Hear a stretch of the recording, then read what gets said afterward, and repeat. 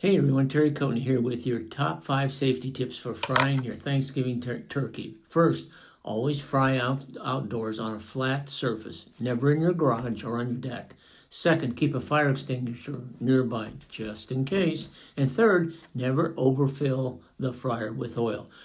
Turkey displaces a lot of liquid, so measure carefully. Fourth, thaw your turkey completely to avoid dangerous oil splatters. And finally, never leave the fryer unattended. Stay alert and keep kids and pets away. Follow these safety tips and you'll have a crisp, delicious turkey without any holiday disasters.